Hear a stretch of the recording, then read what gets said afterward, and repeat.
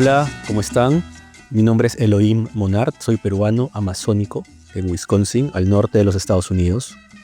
Yo trabajo en las fronteras entre la política pública y las comunicaciones, y es un gusto presentarles este nuevo podcast que se llama Conversando de Política. Este podcast es primo en español de The Jacob Shapiro Podcast y es parte de su red de comunicación. Los invito a seguir su podcast con un excelente análisis geopolítico en inglés. Lo pueden encontrar en todas las plataformas, al igual que este. En Conversando de Política, mi objetivo es traer el mejor análisis posible sobre lo que está pasando en el mundo en cuanto a política y dos de sus principales enfoques, la comunicación política y la geopolítica y la relación entre ellos. Con un especial énfasis en el territorio americano, desde la Argentina hasta Canadá, desde Canadá hasta la Argentina. Y para este fin tendré como invitados a especialistas, a gente que está trabajando en el territorio en estos temas, pero además a académicos que nos puedan explicar, que puedan explicar al público a qué deberíamos prestar atención, además de qué es importante y cómo puede impactarnos. Entonces la idea es poder explicar cosas que están pasando en el mundo. No siempre hablaré de actualidad, a veces sí, a veces no. Nuestra primera invitada el día de hoy es Roberta Braga, que además representa un poco de este enfoque, como explicaré a continuación. Bienvenidos a Conversando de Política.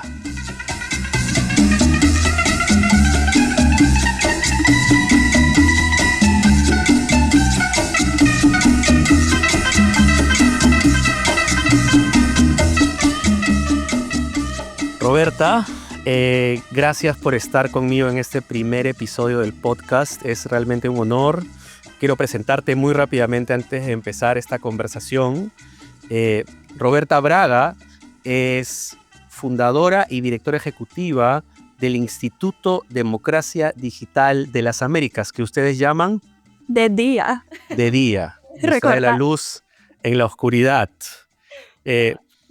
Con Roberta nos unen muchas cosas. En primer lugar, ella estudió en la Universidad de Wisconsin-Madison, donde yo ahora hago un doctorado.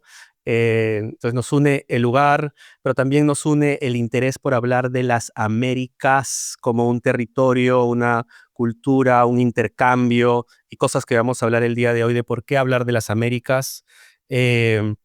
Roberta habla 3 idiomas, habla inglés, español y portugués muy bien, entonces también representa el continente muy bien. Y bueno, no sé si quieres agregar algo más, Roberta. Yo no diría muy bien, pero gracias.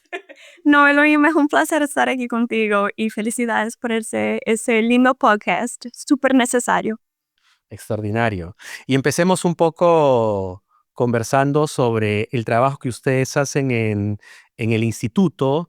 En particular, quisiera que nos cuentes, aterricemos un poco en el tipo de trabajo que haces y por qué es importante. ¿Por qué es importante ver las narrativas de información y desinformación que fluyen en el territorio, en las Américas, de Estados Unidos a América Latina, de América Latina a Estados Unidos? Sí, gracias por esa pregunta. Bueno, nuestra misión en The Día es fundamentalmente de fortalecer una Internet más saludable para latinos y latinoamericanos. Entonces, lo que hacemos es un poco intentar entender el impacto y medir el impacto de daños en línea en nuestras comunidades y intentamos escucharlas y como que centrar nuestras experiencias en no solo los estudios que hacemos no solo análisis de narrativas, sino también encuestas de opinión pública. Pero también estamos intentando como que compartir con el mundo cómo nuestras experiencias son similares o no, o únicas a las experiencias de otras partes del mundo, de otras comunidades, porque lo que sabemos es que infelizmente muchas veces lo que pasa es que los latinos en Estados Unidos son un poco estereotipados o a veces piensan en nuestras comunidades como secundarias o como un afterthought, como decimos en inglés. Entonces, para nosotros es importante trabajar con y para latinos siempre. Cuando decimos latinos, ¿de qué estamos hablando? Porque existe el ser latino en Estados Unidos, el ser latinoamericano, ¿con quiénes estamos trabajando aquí? Y cuéntanos un poco para las personas que nos están escuchando, o sea, de qué hablamos cuando hablamos de latino, más allá del instituto, sino más cuando hablamos de las personas y de su comunicación y la forma de hacer política. Sí, esa cuestión de latinidad, de quién son latinos, es súper interesante para nosotros. Cuando hablo de latinos, estoy hablando de latinos en Estados Unidos, los que hablan inglés primariamente, los que son inmigrantes, los que nacieron aquí, los que son hispanohablantes, bilingües, multilingües. Somos una comunidad muy dinámica, creo. Yo, por ejemplo, soy brasileña, pero trabajé muchos años con América Latina, entonces me considero latina en Estados Unidos, también porque crecí en Wisconsin, estoy aquí 25 años.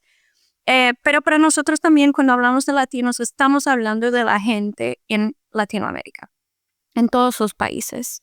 La verdad es que de día una organización nueva, empezamos a trabajar en 2023, entonces estamos todavía expandiendo nuestro trabajo hasta la región, pero el punto aquí es que las experiencias de latinos en Estados Unidos está siempre demasiado conectada a las experiencias de los latinoamericanos en la región.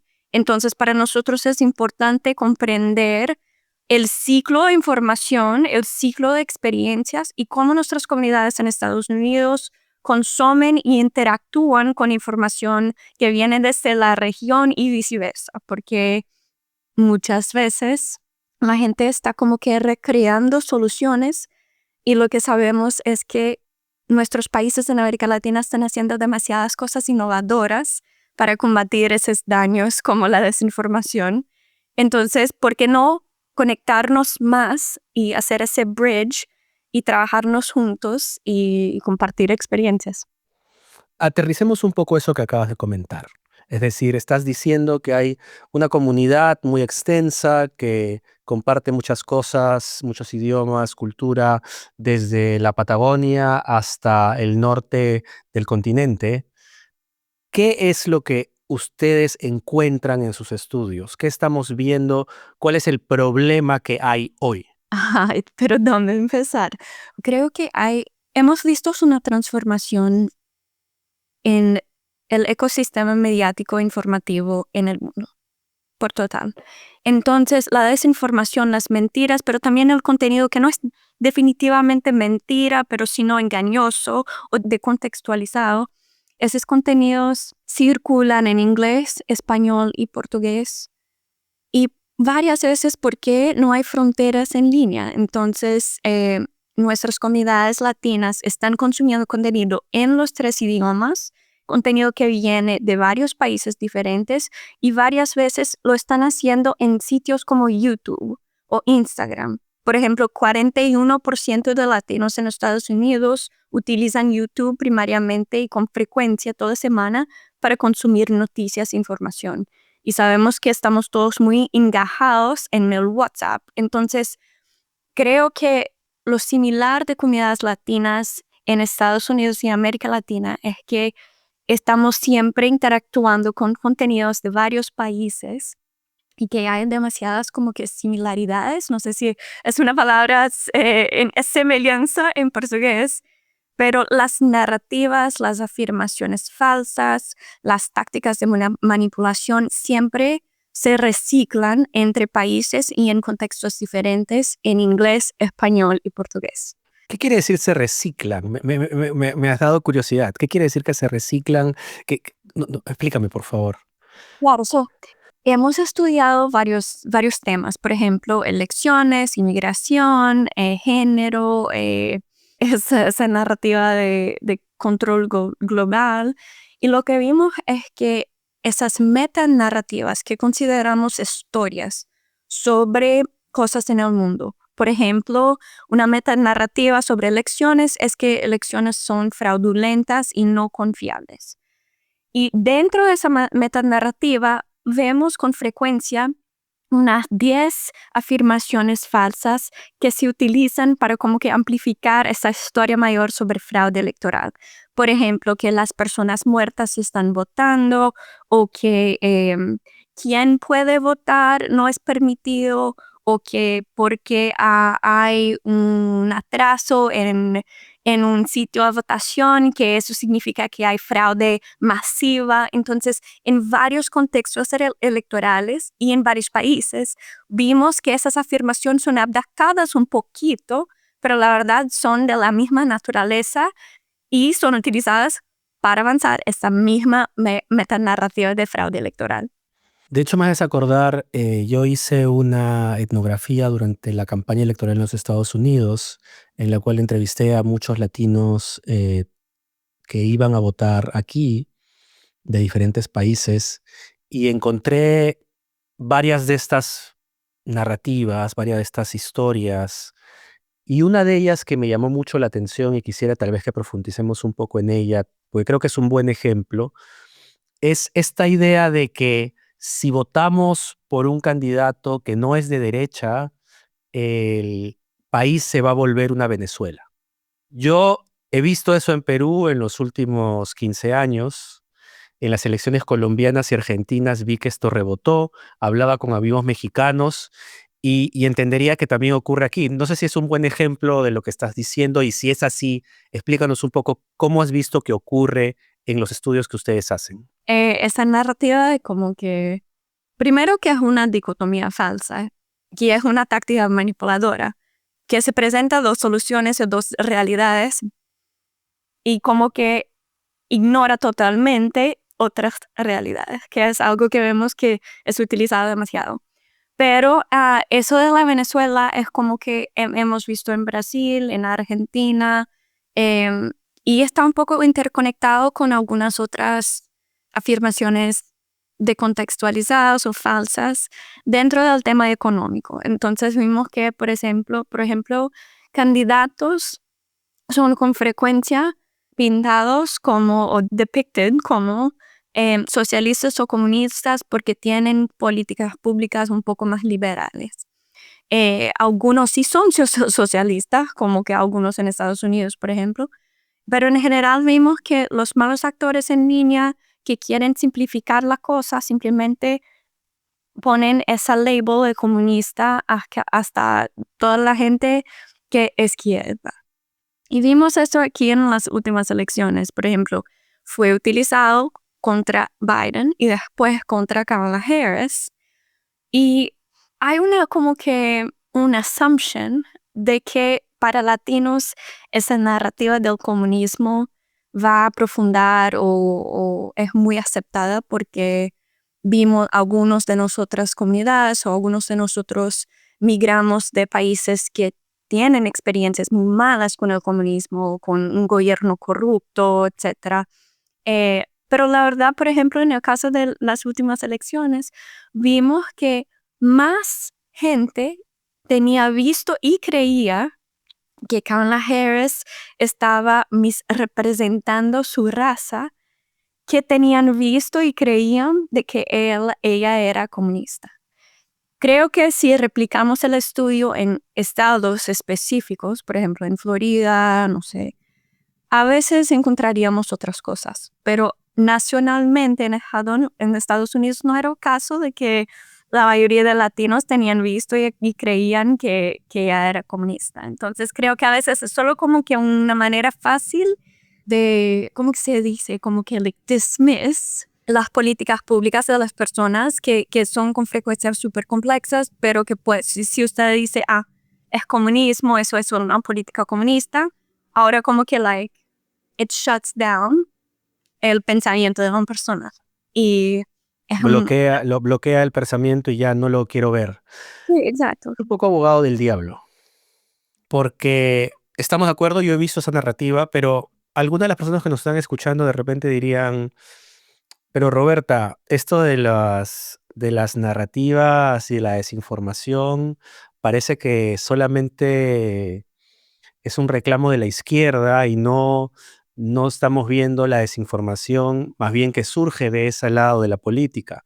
Entonces, ¿qué responderle a personas que dirían la desinformación en realidad solamente se está viendo desde la izquierda hacia la derecha? La verdad es que nuestras encuestas, yo dice que hacemos varias encuestas el año pasado. Hicimos 2 encuestas, cada de 3,000 latinos adultos en Estados Unidos, nacionalmente representativas. Y lo que hicimos es como que implementamos 7 narrativas conspiratorias y 15 afirmaciones falsas. Las afirmaciones falsas eran afirmaciones que hemos visto circulando, pero no eran solo de derecha. Entonces habían varias de derecha, entre aspas, varias de izquierda, varias que tenían a ver con health o salud, por ejemplo de COVID, de vacunas, y algunas placebos, algunas que inventamos.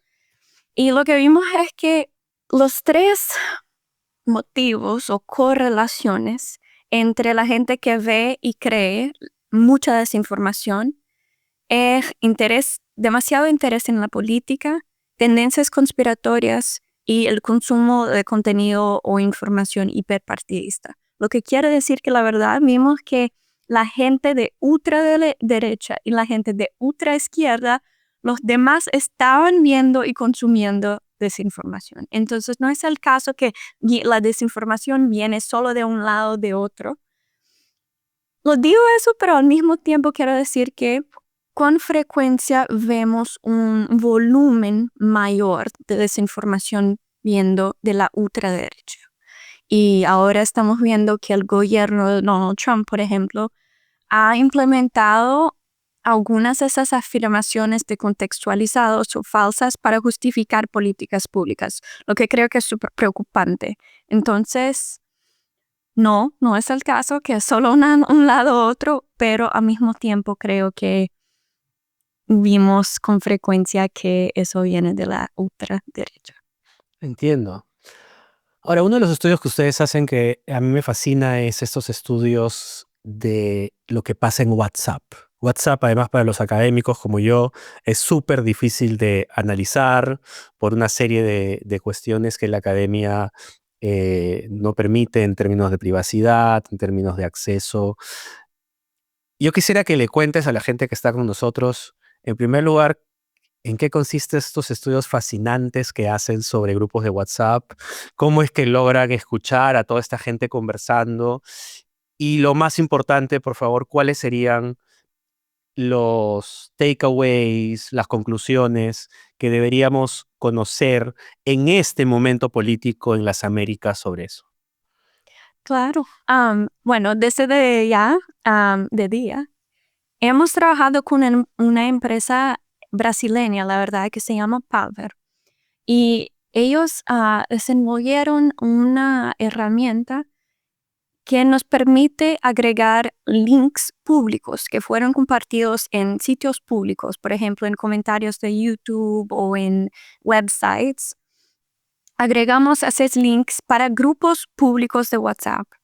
Y eso nos permite que subamos a ese punto 1,487 grupos públicos de WhatsApp. ¡Wow! Y esos grupos utilizan el español y el portugués como idioma primario y tienen por lo menos 30% de participantes con un número +1, el número estadounidense.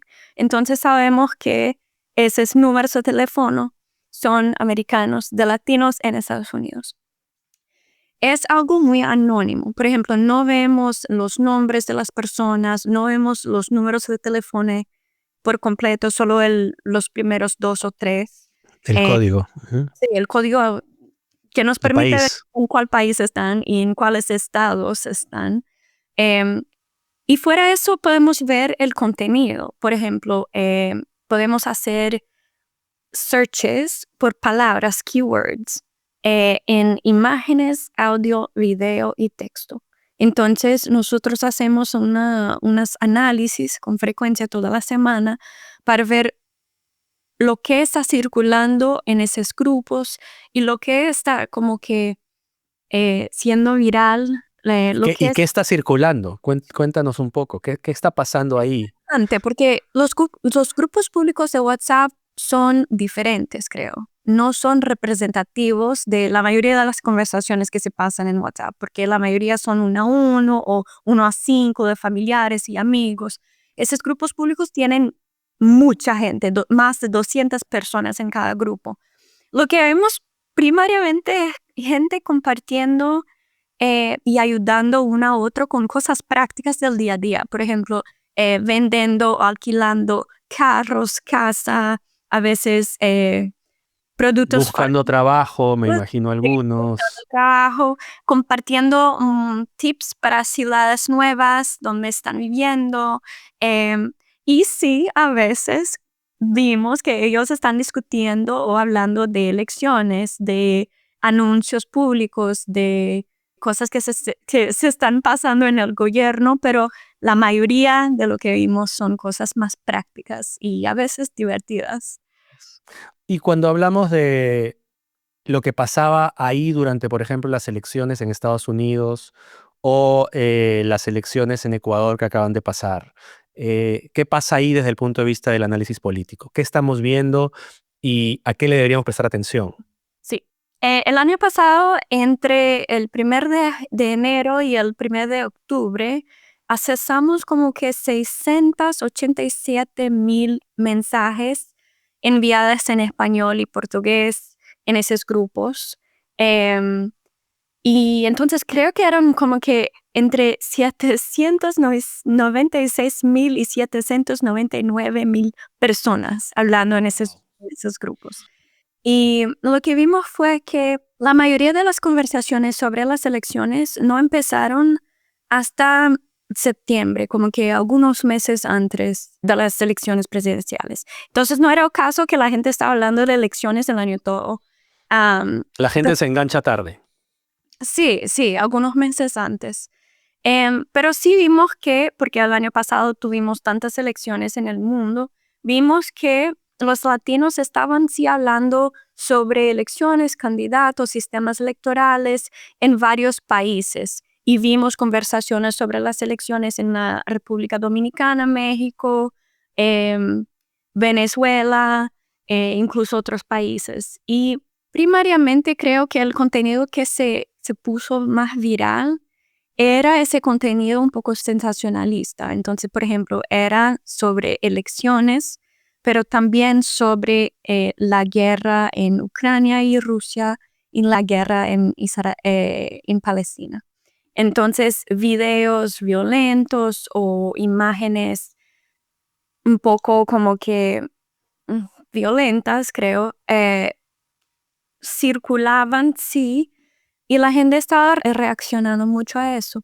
La última cosa que compartiría, que vemos mucho también, es el uso del lenguaje emocional, que es una táctica de manipulación, pero también crea una realidad humana, psicológica, que nos interesa mucho la violencia, es como que algo un O sea, poco. si yo comparto información con 8 datos, mi mamá no lo va a leer.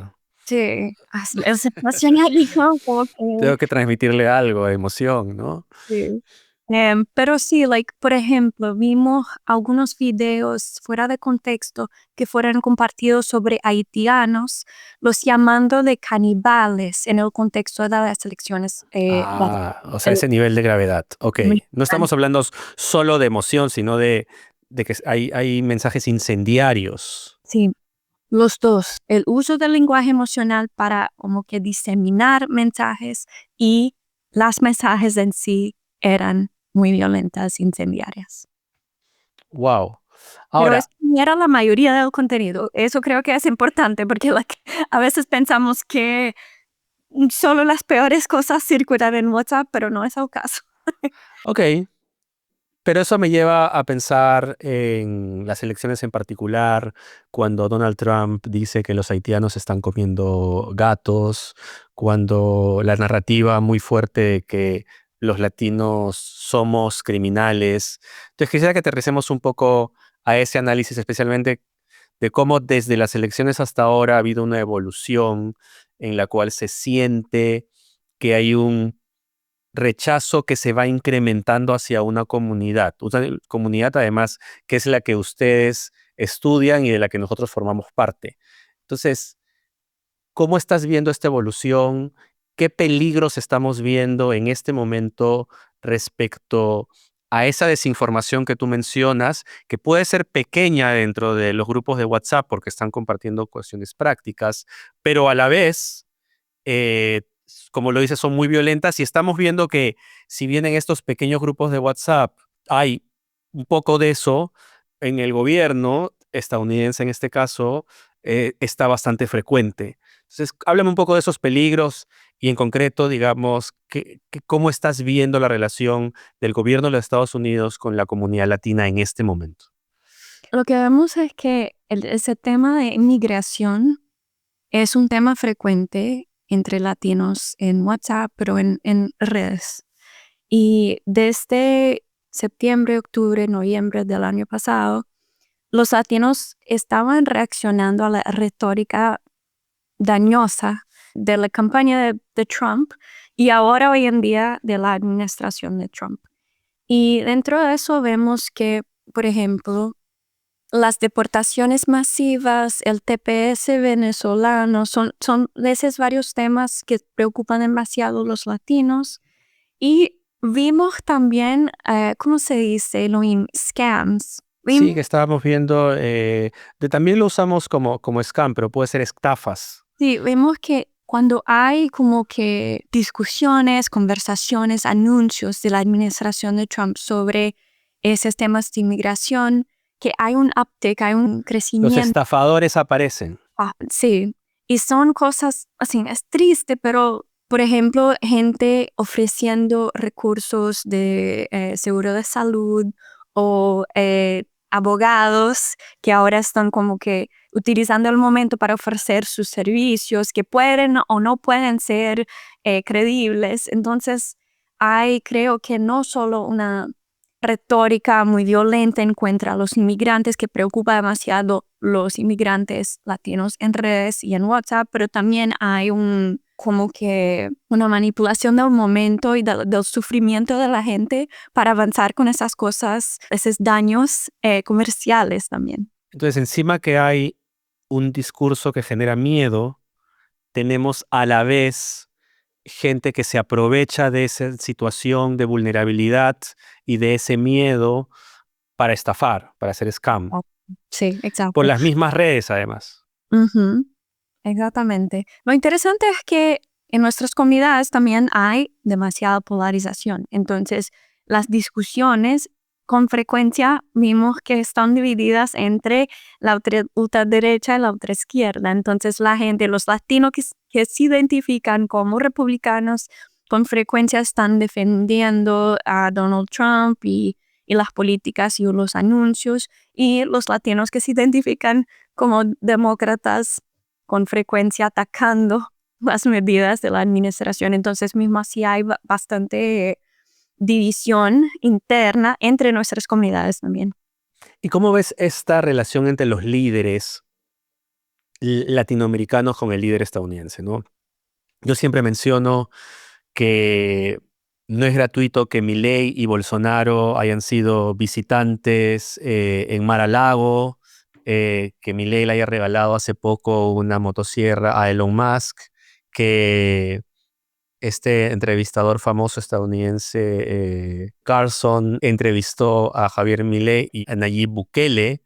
Entonces, ¿cómo está viendo estas comunidades que ustedes estudian, cómo perciben esta relación entre líderes políticos, presidentes latinoamericanos y estadounidenses? A veces yo digo que los Estados Unidos son mayores exportadores de la desinformación que otros países y es porque los movimientos extremistas en línea, incluso los políticos, están demasiado conectados y están amplificando los contenidos unos de los otros. Y especialmente dentro de ese mundo hiperconservador, donde vive Bolsonaro y Trump y sus hijos y Milei y otros, ellos están siempre utilizando los casos unos de los otros para como que justificar sus puntos o sus opiniones o sus perspectivas. Entonces es demasiado como que efectivo porque la gente está como que recibiendo eso de todos los lados. Y como sabemos que latinos consumen demasiada información de la región y que nuestros mundos informativos son cíclicos y sin fronteras. Para las personas que se identifican con esa ideología, están siempre como queriendo updates de los líderes diferentes. Y lo que vemos es que los líderes de izquierda amplifican los ataques y los de la derecha amplifican los casos. Entonces creo que eso es interesante y más problemático que antes. Creo que desde 2020 hemos visto esa como que colaboración en Internet siendo un poco más intencional y coordinada. Y en inglés y español y en portugués. Entonces, eso me preocupa porque hoy en día escogemos consumir solo lo que queremos consumir. A veces no somos expuestos a los otros lados, otras perspectivas. Entonces, si vienen de los líderes, vemos que creemos en ellos y aquí está. Pero a la vez tenemos también a estos líderes discutiendo online, ¿no? Tenemos el caso de lo que ocurrió hace poco entre Trump y Gustavo Petro, ¿no? Hubo esta discusión online que al final terminó afectando brutalmente a los colombianos. Yo tengo colegas que realmente estuvieron ese domingo muy atentos para ver literalmente si les rescindían sus visas de un día para otro en este enfrentamiento digital entre dos mandatarios que se saltan todos los caminos diplomáticos que usualmente se usan, es decir, una llamada telefónica usualmente entre dos presidentes toma semanas de coordinación para que esa llamada telefónica ocurra de la manera que los dos lados esperan diplomáticamente. Pero ahora vemos un Petro con un Trump, por citar un ejemplo, que empiezan a lanzarse insultos en algunos casos, pero además que hacen política pública por Twitter. Entonces dice, desde hoy estas son las 3 medidas que vamos a efectuar. Entonces cuéntame un poco desde la mirada de análisis de ustedes, cómo ven esas interacciones, cómo está afectando a la gente y qué podemos esperar. Sí, creo que estamos viviendo una guerra de percepciones. Que lo que pasa en el primer momento, como por ejemplo eso de los vuelos de inmigrantes siendo enviados hacia Brasil y Colombia, lo que se pasa y las reacciones de los líderes en los primeros momentos son lo que la gente recuerda. Y después se pasa a la diplomacia o se cambian perspectivas o se cambian de políticas, pero ya solo recordamos lo que pasó en el primer momento. Y vimos que los latinos en WhatsApp estaban comentando mucho sobre los vuelos de inmigrantes. Y atacaron mucho a Petro por ser, entre aspas, un cobarde, por bajar la cabeza hasta Trump, esas cosas. Y fue una reacción un poco diferente en Brasil, porque Lula utilizó, creo que una diplomacia un poco más callada. No sé si es justo decir eso, pero la gente estaba como que reaccionando en tiempo real. Y como que eso tiene mucho a ver con la ideología, creo. No es ni necesariamente los puntos que se pasan, pero sino las percepciones de los líderes. Lo bueno es que lo que vemos es que la gente no es, voy a decir esa palabra, la gente no es estúpida. Los latinos son inciertos. No estamos como que creyendo en todo en línea, somos muy críticos. Pero Son escépticos, quieres decir. Cuando dices incierto, escéptico, que no cree fácilmente lo que le vienen a decir. Son escépticos y inciertos. Ok, disculpa, ok. Hay una incertidumbre muy grande entre latinos sobre lo que es verdad y lo que no es. Ok. Vimos el año pasado en nuestras encuestas que en septiembre, hicimos una en marzo y una en septiembre. En marzo, de las 3,000 personas que estudiamos, 62% o no creía en las afirmaciones falsas o no sabían si eran verdad o no. Y ese porcentaje fue 66% en septiembre. Entonces, la mayoría de la gente está incierta sobre la información. No, o sea, no tiene idea. No saben, tienen idea, pero no saben con 100% de certeza si las cosas que vienen son verdades o no. Yo entiendo eso porque estamos todos como que intentando navegar esa polución en línea, pero creo que es un silver lining eso, que como que somos críticos y al mismo tiempo no estamos creyendo en nada en línea. De hecho, quiero relacionarlo con algo que dijiste hace un momento.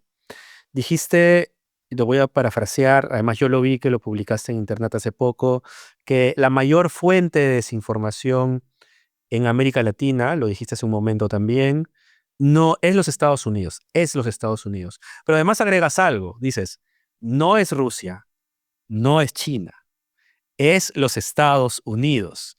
¿Qué significa eso? Porque hace un rato lo comentaste en materia del intercambio que hay entre líderes, pero ¿qué significa que Estados Unidos sea la principal fuente de desinformación de la población latinoamericana? Por favor, elaboren eso, porque me parece por lo menos curioso, si no decir hasta aterrador. Esa es una opinión mía, pero al mismo tiempo basada un poco en las análisis de narrativas que hemos hecho, porque la mayoría del contenido que vemos circulando entre América Latina y los Estados Unidos viene de líderes americanos, de Donald Trump, de los influenciadores latinos hiperpartidistas de derecha, de los senadores congresistas electos, de las personas que hacen videos en YouTube, por ejemplo, Eduardo Menoni o Agustín Lajes, esas personas que son comentaristas de ultraderecha. Los gobiernos de Rusia y de China,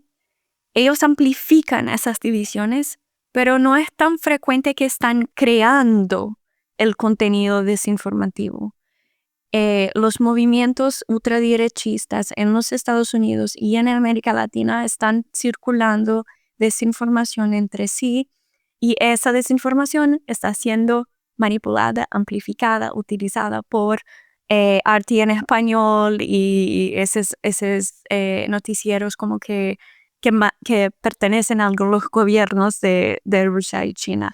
A ver, Entonces, déjame ver si entiendo el ciclo. sí. Lo que estás diciendo es que medios como RT, que es Russia Today, para los que no saben, que es la cadena de televisión rusa en América Latina, que está además prohibida en las redes sociales de Estados Unidos, pero en América Latina se tiene mucho acceso a ello.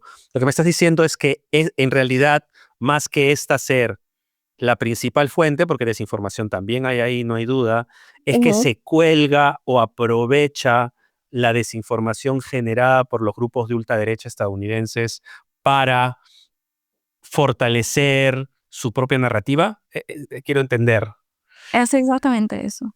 Porque lo que sabemos que es que sí, RT, por ejemplo, tiene una audiencia gigantesca en español en América Latina. Pero la mayoría de la gente en América Latina no está consumiendo RT como su canal primario o su canal más interesante del día a día. Están consumiendo y prestando demasiada atención a lo que pasa en Estados Unidos. Nuestras regiones, nuestros países son muy conectados culturalmente. Creo que si tenemos más nuestros valores, identidades, mucho más conectado entre Estados Unidos y países en América Latina.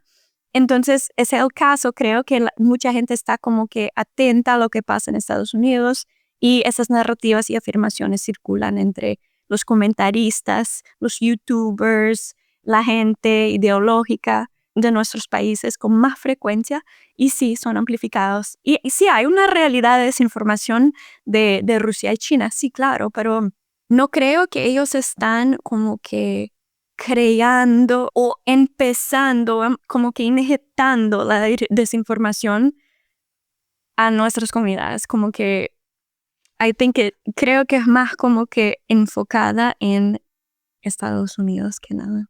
Bien, No ahora sé. déjame seguir un poco en mi línea de abogado del diablo Ujú. y hablemos un poco de las narrativas que vienen desde Venezuela, ¿no? Entonces finalmente los autoritarismos, las dictaduras más violentas, más opresoras en la región, en nuestro continente, en nuestro territorio, son en este momento Venezuela y Nicaragua, definitivamente en el sentido de haber recortado todos los derechos, incluso haber ya usurpado directamente elecciones.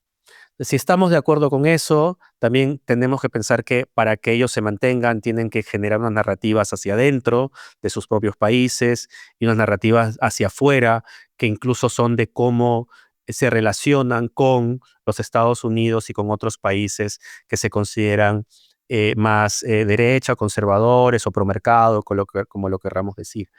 Entonces, bajo esa mirada, podríamos decir realmente que ellos también son ejes de desinformación fundamentales, que son más bien son secundarios en esta tensión geopolítica que encontramos en la región desde el punto de vista de la información que recorre. Es una buena pregunta, pero la verdad, si estoy siendo totalmente honestas, no podemos medir el volumen de esa manera porque no vemos todo 100% lo que se pasa en Internet en una vez, if that makes sense.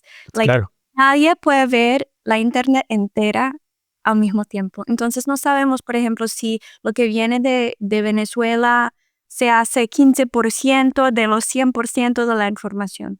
Pero sí digo que sí, entre comunidades y grupos vemos que las narrativas venezolanas de Maduro, las mentiras, la propaganda, se circula demasiado, especialmente entre grupos de diáspora en Estados Unidos. Entonces, los más extremistas izquierdistas brasileños también engajan con el contenido Maduro y vemos que los que apoyan los chavistas y a los anti-Maduro Bueno, también existen los magasolanos en las narrativas de los grupos pero de mismo WhatsApp. los venezolanos entienden que Maduro es un dictador. Entonces, es interesantísimo ver esos debates porque los venezolanos que apoyan a Trump reconocen que Maduro es un dictador y a veces no ven cómo Trump es un poco como que similar, como las acciones y narrativas de Trump son similares a las de Maduro.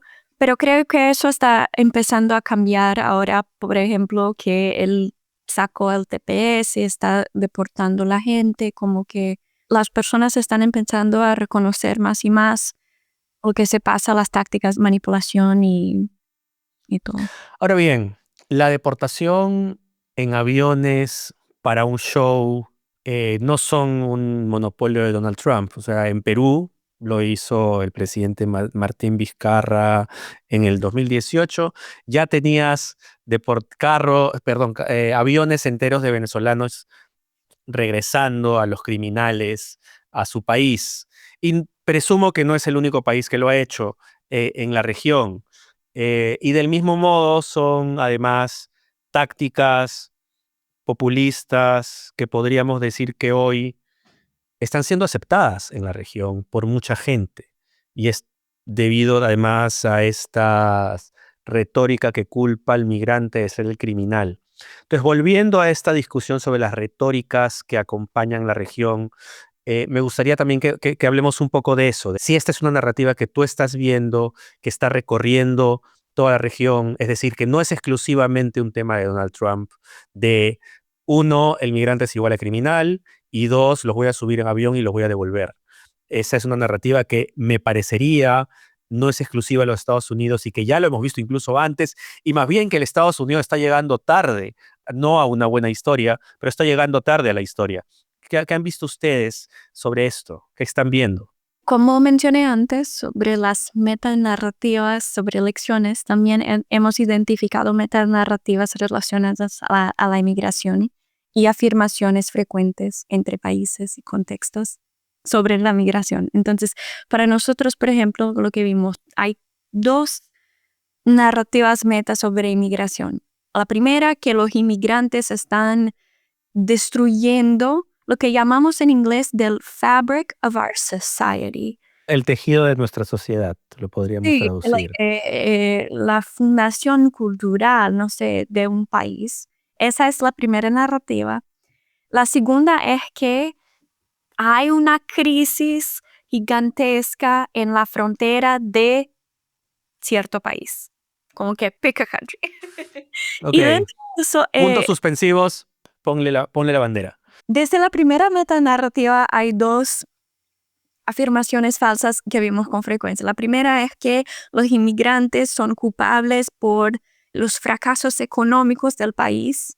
Y el segundo es que los inmigrantes son criminales o miembros de gangues. De pandillas o del crimen organizado, cualquiera de esos. Y desde la segunda metanarrativa vimos que esa es de que hay una crisis en la frontera. Lo que vimos es que primariamente los desinformadores están culpando la administración de no sé quién por dejar a la frontera abierta, completamente abierta a los inmigrantes. Y la segunda es que culpando el presidente o un candidato por intencionalmente dejar que entren inmigrantes para votar por ellos. Creo que es un poco interconectado con el fraude electoral y todo. Entonces, creo que así, son siempre repetidas esas metanarrativas y esas afirmaciones en varios países, como mencionaste. Y es una táctica, ese scapegoating, es una táctica manipuladora que hemos visto en contextos históricos desde siempre. En la Segunda Guerra Mundial, no sé cómo se dice, los judeos, Los judíos. sí, eran culpados por fracasos económicos, por no sé qué. Entonces, es siempre las mismas tácticas y narrativas que hemos recicladas en contextos diferentes. ¿Y entonces qué es lo nuevo? Porque me gusta esta idea, es decir, hay cosas que simplemente que estamos viendo que se repiten. ¿Qué es diferente en estos tiempos más allá de estas tácticas que se utilizan por siglos? Lo nuevo creo que fundamentalmente es la manera en que consumimos información. Que antiguamente llegaríamos en casa como que estamos ahora mirando la televisión y vimos perspectivas diferentes, o vimos las noticias del día, o vimos no sé qué. Hoy en día podemos escoger no consumir noticias, entre aspas, o solo consumir lo que ya está como que alineado a nuestros valores ideológicos. Y eso creo que crea varios problemas, que primero exacerba un poco la polarización, nos impide de conectar con personas que son un poco diferentes de nosotros y amplifica el sentimiento de que, o la percepción de que estamos muy más divididos de que realmente estamos. Entonces creo que más una vez es un problema de percepción y hay estudios que muestran que la gente como que overemphasize, no sé cómo se dice, como que Sobreenfatiza, sobredimensiona. lo tanto que el otro lado está dispuesto a usar violencia para avanzar algo político. Entonces, eso creo que las redes sociales un poco que amplifican esos problemas y amplifican también la desconfianza. Vimos en nuestras encuestas que narrativas conspiratorias sobre élites y instituciones eran a las que más penetraban entre latinos. Entonces hay una desconfianza en élites e instituciones que un poco histórica, y para latinos en Estados Unidos que creo que a veces son estereotipados o underserved por gobiernos, que eso es también un problema porque la desinformación para mí es una táctica de crear desconfianza, pero también un byproduct, una consecuencia de De la la desconfianza. Hay un ciclo ahí entre la desconfianza y la desinformación permanente. Antes que nos gane el tiempo, tengo un par de preguntas para ti, y ya más viendo a futuro desde el punto de vista del análisis. Se nos vienen elecciones en América Latina, se vienen elecciones, no me acuerdo exactamente las fechas, pero tenemos segunda vuelta en Ecuador pronto, tenemos Colombia próximo año, Chile ya está por empezar, Brasil no es uno de los grandes monstruos que tenemos en términos de territorio: México, Argentina, Brasil, Estados Unidos. Em, ¿Cómo estás viendo esta situación de la desinformación, la polarización, y cómo afecta esto finalmente la política y las políticas públicas y a la gente en los próximos meses? A veces queda la sensación que la desinformación está ganando la partida, que las técnicas que mencionas son las que en última instancia están haciendo ganar a la gente. ¿Cómo estás viendo el futuro cercano en materia de elecciones en América Latina? ¿Qué es lo que se viene? Yo creo sin duda que veremos muchas de las mismas cuestiones y tendencias que vimos aquí en Estados Unidos en las últimas elecciones presidenciales. Los veremos también en Brasil, por lo menos en Brasil, pero si no en otros países. Em, Cuando dicen Creo, lo mismo, ¿a qué nos referimos, para ser preciso? por ejemplo, a narrativas de fraude electoral, denuncias y ataques contra las personas transgénero, a ataques contra migrantes y izquierdistas, y esa narrativa de censura de que el gobierno o las cortes están censurando la verdad. Creo que veremos esto en Brasil. Ya estamos viendo a muchos años. Y creo que lo que será problemático es que esos actores que tienen demasiado como que espacio, Elon Musk, por ejemplo, billonario, dueño del X, tiene mucho espacio, él comentará mucho las elecciones en Brasil, creo, y en otros países. Y eso influye un poco la percepción de los votantes. Ya vimos que la ultraderecha en Brasil se identifica demasiado con Elon Musk y Donald Trump aquí en Estados Unidos. Entonces, eso ya pasó. Y mismo si Bolsonaro no está como que calificado para ser candidato, no importará mucho porque otros candidatos que son a veces peores que él van a entrar en la disputa, y creo que con esos mismos tipos de ataques. Cuando dices hasta peores que él, ¿a qué nos referimos? Estoy pensando, por ejemplo, en Pablo Marsal, que también está como que prohibido de concorrer, pero son, voy a decir, misóginos, Ok. los ultraconservadores, pero que también son demasiado misóginos y que Son muy atacan. violentos, además. Sí, y que creo que en nuestros países, por ejemplo, en mi país, Brasil, hay un histórico de corrupción. Entonces es como que más fácil todavía para que la gente, ese Bolsonaro, ese Pablo Marsales de la vida, que ellos ataquen a los sistemas, a las cortes, y como nuestras elecciones no son descentralizadas como las de los Estados Unidos, que cada estado como que hace su propia cosa, es más fácil encontrar un target, un actor central para atacar, y ya vimos esto es Alexandre de Moraes en Brasil. Es complicado todo, pero mismo así, él es como que la fase de pick a disinformation narrative. Entonces, sí, creo que veremos eso, es un poco interferencia en línea y las mismas narrativas y tácticas que vimos en 2004. Pero me sorprende además esto que yo creo que no se va a ver en otros países de la misma manera, que es a Elon Musk tratando de intervenir en las elecciones, ya sea con enunciados propios o tal vez con algoritmos dentro de esa red social. Presumo que X sigue siendo una de las redes sociales más usadas, no necesariamente por la mayoría, pero muy usada sobre todo para hablar de política en Brasil.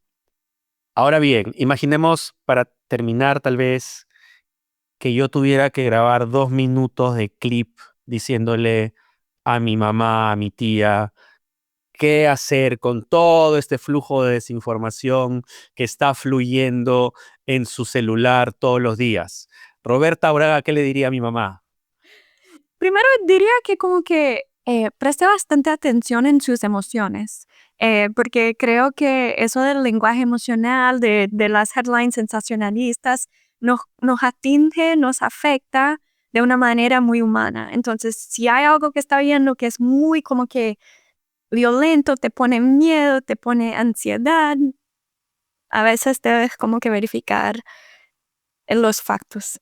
Lo segundo creo que es identificar y prestar atención en las tácticas manipuladoras, no necesariamente en cada contenido, pero si nos damos cuenta de que la gente utiliza las mismas tácticas, esos de ataques contra la persona para distraer del contenido, por ejemplo, o scapegoating, cuando ocupan un grupo o una persona por todos sus problemas, o el lenguaje emocional, o dicotomías falsas, donde te presentan dos las soluciones, ignoran las otras todas. Em, Todas esas tácticas podemos como que identificar en los posts y a veces pensar 2 veces antes de compartir. Extraordinario. Creo que a mi mamá le va a quedar muy claro luego de tu explicación. Roberta, ha sido súper interesante. Quiero que este podcast quede abierto para que cuando ustedes tengan nuevos hallazgos, nuevos análisis, podamos seguir intercambiando porque se vienen momentos muy tensos en toda región. Gracias por mirar las Américas como un solo bloque. Creo que es necesario y has hecho muy bien la explicación, como dicen en Estados Unidos, you made the case de por qué es importante verlo. No sé si tienes algunas ideas antes de cerrar. No, solo gracias por todo, Elohim, es un placer. Vamos desde aquí continuar trabajando con nuestras comunidades dinámicas y más quiero como que interactuar con creadores de contenido, influenciadores, porque ellos sienten una responsabilidad muy grande de hacer parte de la solución. Y creo que como nuestro ecosistema mediático continúa cambiando, evolucionando, ahora con el IA y todo, que hay mucha oportunidad, no solo preocupaciones. Hay muchas oportunidades para sermos innovadores con soluciones y para ayudar a la gente a navegar un poco esa polución en redes. Te comprometo a tener una conversación en unos meses sobre solamente inteligencia artificial, sobre estos temas, porque me parece que es la tendencia y estamos un poco como cada día aprendiendo de qué pasa, así que cualquier asesoramiento en esa línea será importante. Me voy a despedir. Un gran abrazo y nos vemos pronto. Muchas gracias, Elohim. Un abrazo.